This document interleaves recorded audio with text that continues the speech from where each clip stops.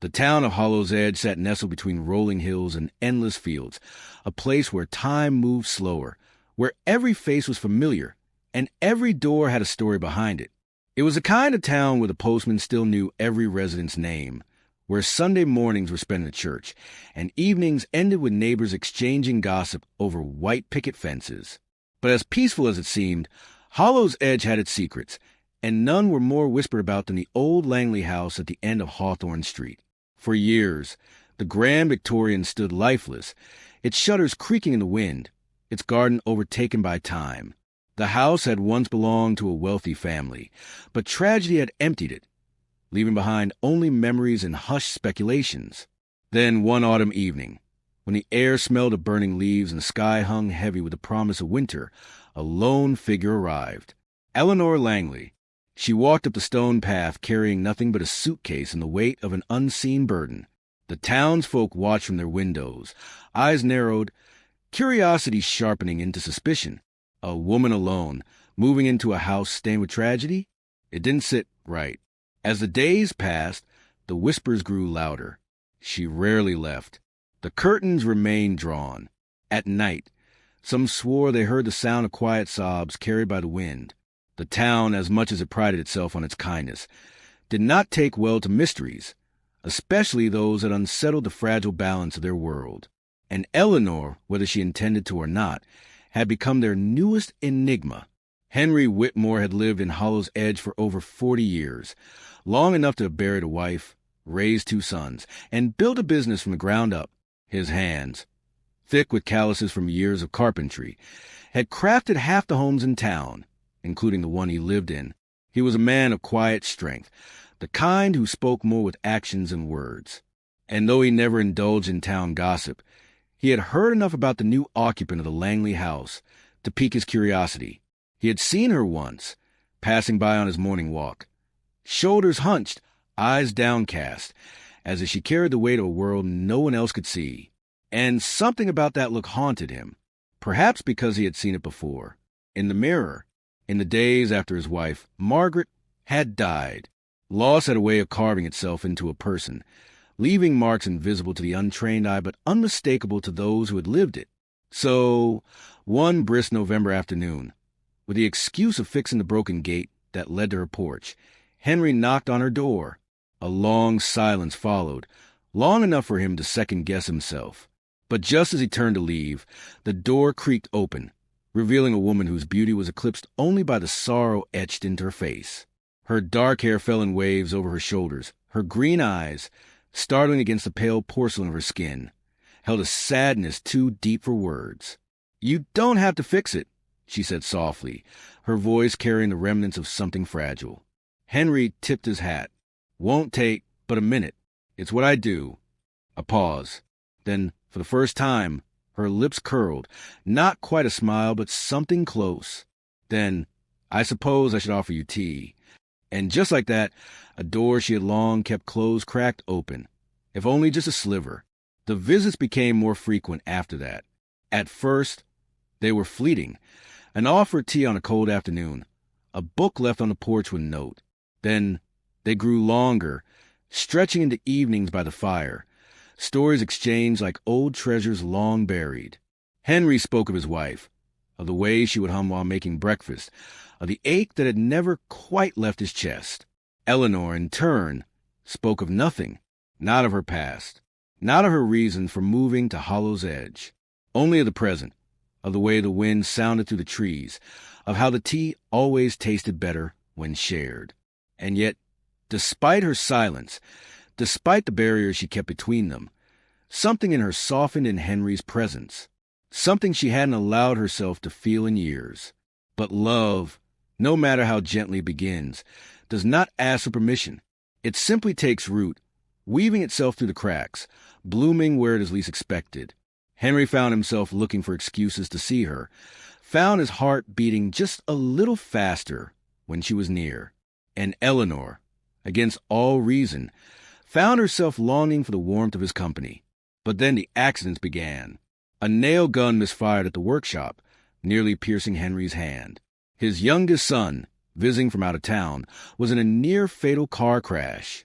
A fever gripped him one night, sudden and fierce, leaving him bedridden for days. At first, he thought nothing of it. Misfortunes came in waves. But Eleanor knew better. She saw the pattern, felt the familiar dread slither through her veins. She had let herself believe, for just a moment, that happiness was possible. But the curse never forgot, and it never forgave. That night, after Henry had left, Eleanor sat before the fire, the old Langley family diary resting in her lap. She had read it before countless times, searching for answers, searching for a way out. But the words remained unchanged, written in the delicate scrawl of a woman long gone. Isabella Langley, her great-great-grandmother, a woman who had once loved so deeply, so desperately, that when her heart was shattered, she cursed the very bloodline that had failed her. It had been a man, as it always was. A promise made, a promise broken. And in the wake of her despair, Isabella had sought the only justice she could find. Let no man who loves a Langley woman live without suffering. The final entry read, a bitter, angry decree inked in desperation. And it had worked. Every generation since had felt its grip. Love, for a Langley woman, was a death sentence, not for her, but for the man who dared to love her. Eleanor's mother had warned her. Her grandmother before that. She had spent her life running from it, hiding, keeping her heart locked away so no one would have to suffer because of her. But Henry had broken through. And now, the curse had awakened. Eleanor sat in the darkness, her hands trembling, the firelight flickering against the tear-streaked pages of the diary. She could hear the echo of her mother's voice from years ago, warning spoken in hushed tones, the same tired plea that every Langley woman had heard before her. You must never love, Eleanor. It is not for us. It never will be. And yet, she had let herself hope. She had let herself believe, foolishly, selfishly, that perhaps she could be different. That perhaps, if she was careful, if she loved quietly enough, the curse would not notice. But curses were not blind. They did not forget. And now, Henry was paying the price for her weakness. She thought of his laugh, the warmth of his hands, the quiet way he looked at her when he thought she wasn't watching. And then she thought of the way fate had already begun tightening its grip around him. She had seen the signs before, on the faces of the men who had come before him, on the tombstones that had marked their fate. There was only one thing left to do. She had to leave. She had to disappear before the curse took Henry's life the way it had taken so many before him. But the hardest part wasn't leaving. It was knowing he would never understand why. Eleanor had spent her life avoiding attachments, knowing that any bond she formed would be another name etched into the curse's list of casualties. But sometimes, the people who see you the clearest are the ones who have already learned how to read between the silences. Margaret Davenport had been the town's schoolteacher for over 30 years, a woman with eyes sharp enough to pierce through deception and a heart wide enough to hold the burdens of others. Though she had never married, it wasn't because she had never loved. No, Margaret had simply learned that some loves must be buried in places the world will never find. She had watched Eleanor from a distance, seen the hesitation in her step, the way she recoiled from kindness as if it carried a price she was unwilling to pay. And Margaret recognized that look because, once upon a time, she had worn it herself. So, one evening, as Eleanor sat alone on the porch, staring out at a world she longed for but could never truly belong to, Margaret approached with the quiet assurance of someone who had already decided she wouldn't take no for an answer. "You look like a woman carrying a story she doesn't know how to tell," she said, settling into the chair beside her. Eleanor's first instinct was to deny it, to shrink away into the safety of solitude. But something in Margaret's voice, calm, knowing, unwavering, made her hesitate. "Some stories are meant to be carried alone," Eleanor murmured. Margaret smiled, but it was the kind of smile that had seen its fair share of sorrow. "And some stories," she countered, "need be spoken aloud so they don't turn into ghosts that follow you forever." And with that, the first crack in Eleanor's carefully built walls began to form. It started with whispers, as it always did in a town where secrets were treated like currency and suspicions could spread like wildfire. At first, the rumors were harmless, mere curiosities exchanged over cups of coffee in grocery store aisles. "Did you hear about the Langley woman?" they'd say. Strange, isn't it? The way trouble seems to follow her like a shadow. But as Henry's misfortunes escalated, curiosity twisted into something darker. It was human nature. When the world tipped out of balance, people sought someone to blame, and Eleanor, with her haunted eyes and tragic name, made for an easy target. It wasn't long before the kindness that had once greeted her turned to avoidance. Doors that had once stood open now remained closed when she passed. The butcher, who had once given her an extra slice of ham without charge, now served her with a tight-lipped expression, his hands careful not to brush against hers. The final blow came when Eleanor stepped into the town's bakery one morning, hoping for a simple moment of normalcy, only to find that normalcy no longer belonged to her. "We don't serve witches here," the woman behind the counter said coldly, the words cutting sharper than any blade. Silence fell over the shop as every pair of eyes turned toward her, waiting, watching, judging. Eleanor's breath hitched, shame coiling around her ribs like a vice. She had known this would happen. It always did. And yet, the pain of it still burned like fresh wounds reopened. Without a word, she turned and walked out, the weight of their stares pressing against her back. And as she stepped into the cold, she realized that this was the price of existence for someone like her. Not just loneliness, but the knowledge that even when she tried to live, the world would never let her forget what she was. For most men, suspicion was a heavy thing to carry, a weight that, once placed upon them, would eventually break them down. But Henry Whitmore had never been the kind of man who bowed beneath the weight of what others believed. He had built his life with his own 2 hands, carved a home out of wood and labor, and if there was one thing he knew to be true, it was that the measure of a person was not in the whispers of others, but in the quiet moments when no one was watching. And Henry had watched Eleanor. He had seen the way she withdrew, not out of malice, but out of fear. He had witnessed the sadness that clung to her like a second skin, the way she recoiled from happiness as if it were a fire that could only burn her. And Henry, stubborn as he was, had decided that he would not let the world tell him what to believe. So, when the townsfolk warned him, when they told him that Eleanor was a curse wrapped in human form, that his misfortunes were proof of her poison, Henry simply smiled that slow, knowing smile of his and shook his head. "If misfortune is my price for kindness," he told them, "then I'll pay it gladly." And pay it he did. When a storm tore through Hollow's Edge, knocking over a tree that crushed his workshop, Henry rebuilt it with his own 2 hands. When his business faced unexpected setbacks, he simply tightened his belt and carried on. He did not run. He did not waver.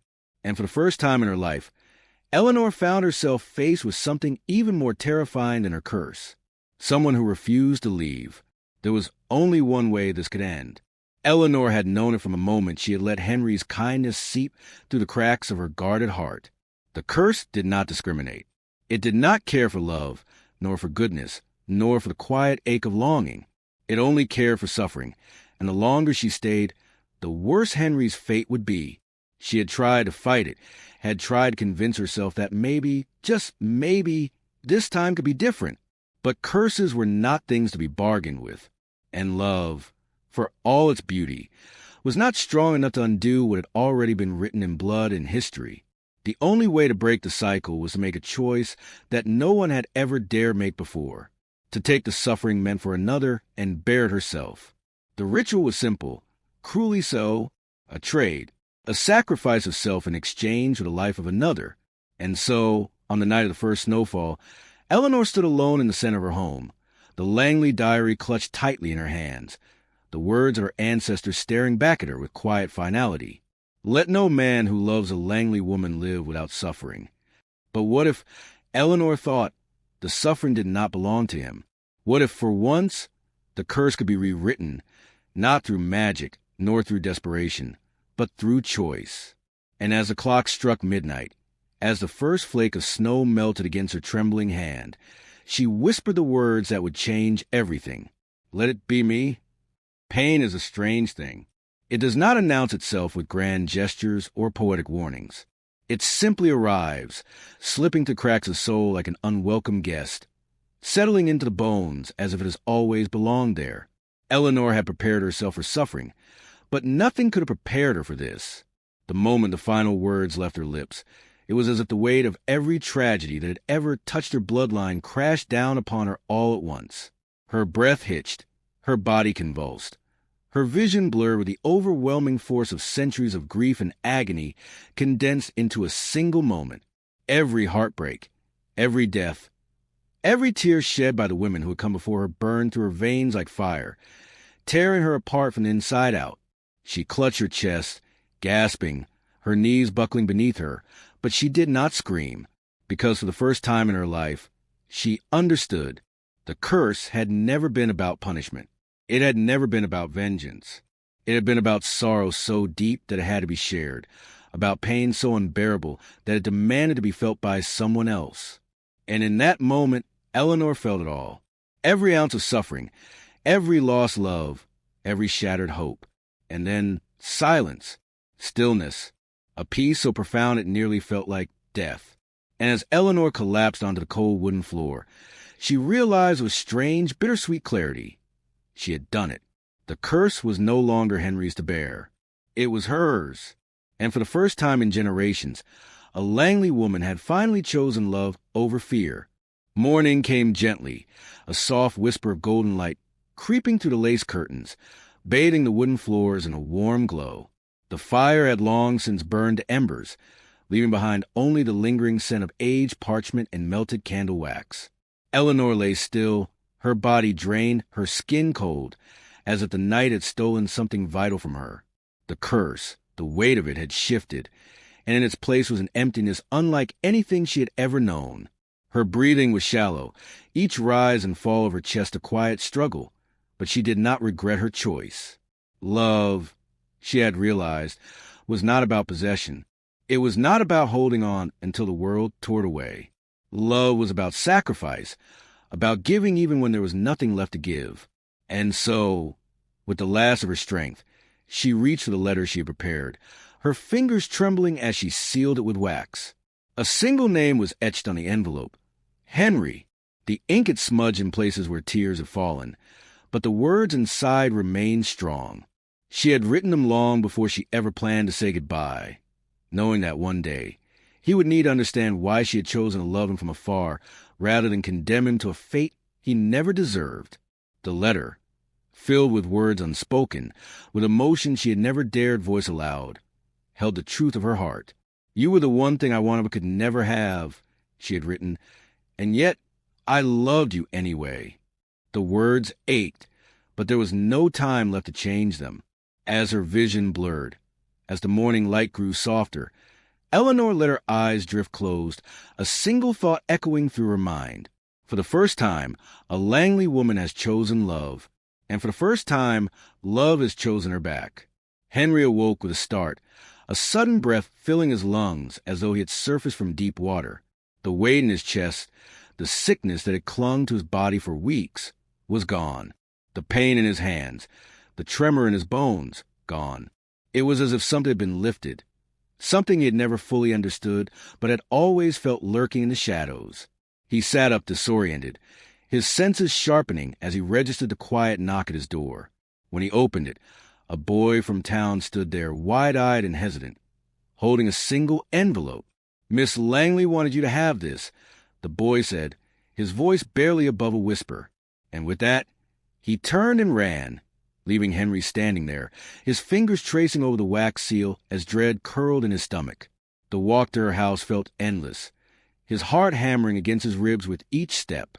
The moment he pushed open the door, he knew the air was too still, the silence too deep. And there, in the soft light of dawn, Eleanor lay motionless in the chair by the fireplace, the letter she had sent him resting on the table beside her. Henry's hands shook as he reached for it, unfolding the paper with the same reverence one might give a sacred text. "By the time you read this, I will be gone, but know that I did not leave because I was afraid. I left because I loved you. The curse was never meant to be broken, but I found a way. I took it upon myself, so you could live, so you could be free. Please, Henry, do not grieve for me. Live. And when you think of me, do not think of sorrow. Think of love, because love, in the end, is what set you free." Tears blurred his vision, but he did not let them fall. Instead, he knelt beside her, pressing a trembling kiss to her cold hand. And in that moment, Henry made a promise.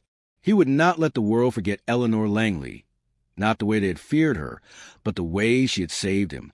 News of Eleanor's passing spread through Hollow's Edge like a bitter wind, carrying with the weight of unspoken guilt and quiet shame. The very people who had once shunned her, who had crossed the street to avoid her, now found themselves standing outside the Langley house with heavy hearts and lowered gazes. The bakery that had once refused to serve her placed fresh loaves at her doorstep, a silent apology left too late. The butcher, who had turned his back on her, now wept into his hands as he heard the truth whispered through the town. But guilt had no power to turn back time, and no amount of regret could undo what had already been written. The town gathered for a funeral, a solemn procession winding through the streets like a river of mourning. The church, which had once been a place where her name was spoken only in whispers, now echoed with hymns sung in her memory. Margaret, standing by Henry's side, looked out at the faces of those who had once feared Eleanor, now weeping for her loss. And she could not help but wonder, why is it that people only see the truth when it is too late? When the last prayer had been spoken, when the final flower had been laid upon her grave, the town fell silent, waiting for something, anything, to ease the ache that now lived in their bones. But some losses are meant to be felt. Some lessons are meant to linger, a quiet reminder that kindness should never come too late. And so, Hollow's Edge did the only thing it could. It remembered. Henry could not bring himself to leave her house empty, to let it stand as a forgotten monument to the life she had lived in the shadows. So, with the same hands that had built homes for others, he set to work transforming it. Not into a shrine, not into a place of sorrow, but into a place of remembrance. The garden that had once been overgrown with weeds now flourished with wildflowers, each bloom a symbol of the love she had never been able to claim for herself. A bench was placed beneath the willow tree, carved with the words she had written in her final letter. Do not think of sorrow, think of love. And as the seasons passed, people began to visit. Some came to leave flowers. Others came to sit in silence, to reflect on the woman they had never truly known. And Henry, ever the craftsman, spent his days restoring what time had tried to erase. He rebuilt the porch where they had shared quiet conversations. He mended the gate she had once insisted did not need fixing. And in the evenings, as the sun dipped below the hills, he would sit on that bench, the memory of her laughter woven into the wind. Love did not die with her. It remained, lingering in the scent of blooming roses, in the soft rustling of leaves, in the echoes of a name that would never again be spoken in fear. Time has a way of softening even the deepest wounds, but some lessons never fade. For Henry, the years that followed were not about forgetting, but about honoring. He told Eleanor's story, not as a tragedy, but as a testament to love's quiet strength. He spoke of her not as the cursed woman the town had once feared, but as a woman who had given everything to break the cycle of suffering. And in doing so, he taught Hollow's Edge a lesson it would never forget. When the town built its new library, a single book sat upon the highest shelf, a collection of letters, diary entries, and stories pieced together by Margaret and Henry, detailing Eleanor's life in her own words. Children would read about her, about the love that had cost her everything, about the sacrifice she had made so that another could live. And they would learn that love is not about holding on. It is about giving, about choosing someone else's happiness over your own, about understanding that true love does not ask what it can take, but what it can give away. And so, long after Henry's hair had turned silver, long after the town had changed and the world had moved forward, one truth remained. Eleanor Langley's love had not been in vain. She had broken a curse not through magic, nor through desperate bargains, but through the simplest, most powerful act of all. She had chosen love, and in doing so, she had set them all free.